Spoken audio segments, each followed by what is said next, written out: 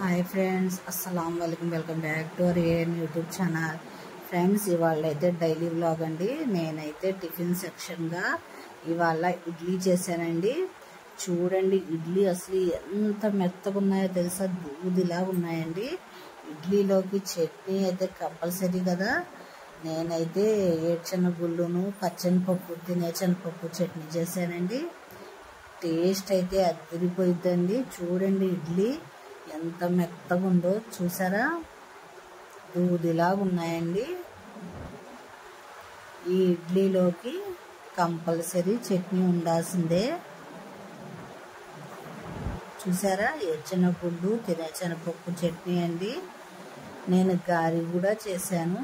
చూడండి, గారి ఎంత క్రిస్పీగా ఉందో తెలుసా ఫ్రెండ్స్, చాలా టేస్టీగా ఉందండి. ఇదైతే నా టిఫిన్ సెక్షన్ అండి. మధ్యాహ్నం లంచ్లోకి ఇదిగోండి వేడి వేడి అన్నం. చూసారా ఎలా పొగలు వస్తున్నాయో. నేనైతే ఇవాళ నా మెనూ మొత్తం మీతో షేర్ చేసుకోవాలనే ఉద్దేశంతో చేస్తున్నానండి. ఇదిగోండి వేడి వేడి అన్నంలోకి ముద్దపప్పు. చూసారా ఎలా ఉందో ముద్దపప్పు. ముద్దపప్పులోకి ఆవకాయ కంపల్సరీ ఉండాల్సిందే కదా. ఆవకాయ ఉంటేనే టేస్ట్ ముద్దపప్పుకి.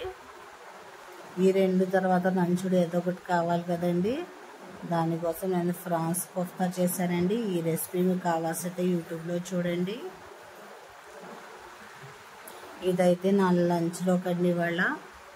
టేస్టీ టేస్టీ అండి. లంచ్ తర్వాత ఈవినింగ్ స్నాక్గా ఏదో ఒకటి కావాలి కదా. ఇదిగోండి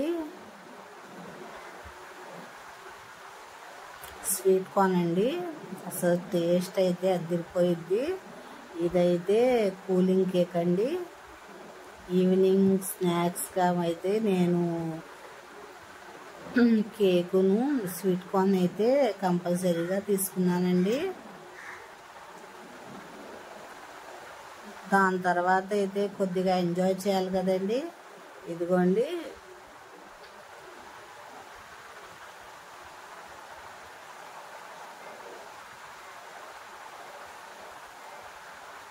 ఇదైతే భీమవరంలోనండి బేకరీ ఇది. ఇదిగోండి ఫ్రెండ్స్, ఈవినింగ్ 5:30కి పిల్లలతో సందడండి. చూసారా, పిల్లలు కేక్ తయారు చేస్తున్నారండి మట్టితో. పిల్లలు ఉంటే ఆ సందడే వేరు కదా. చూడండి ఫ్రెండ్స్, ఎలా హడావుడి చేస్తున్నారు పిల్లలు. కేకులు తయారు చేస్తున్నారండి మట్టితో.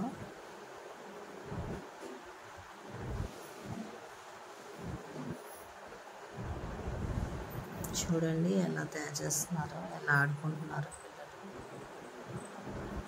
దాని తర్వాత అయితే మా కలిదిండి పంట పొలాలు చూద్దామండి. ఇదిగోండి ఫ్రెండ్స్, ఎంత పల్లెటూరేనండి.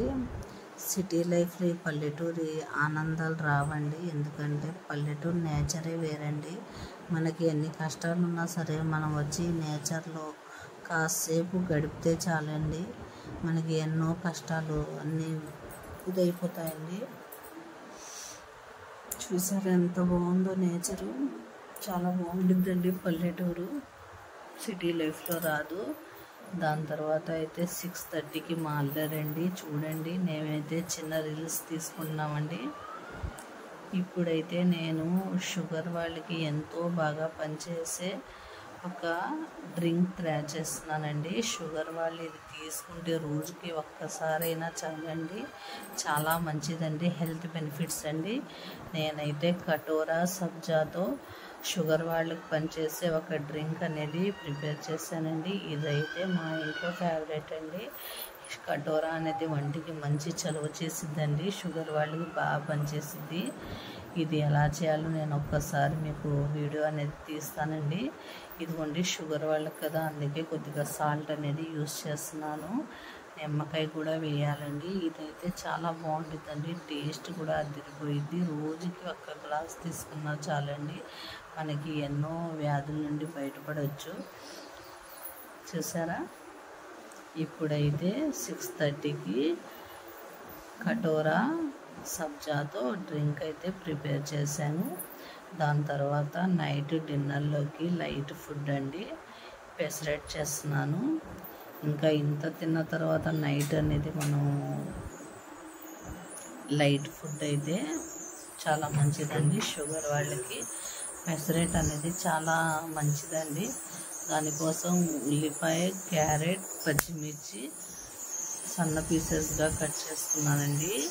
పెసరెట్ తీసుకోండి. రోజు ఒక్కసారి తీసుకున్నా చాలండి. షుగర్ పేషెంట్ వాళ్ళకి బాగా పనిచేసేది పెసరెట్.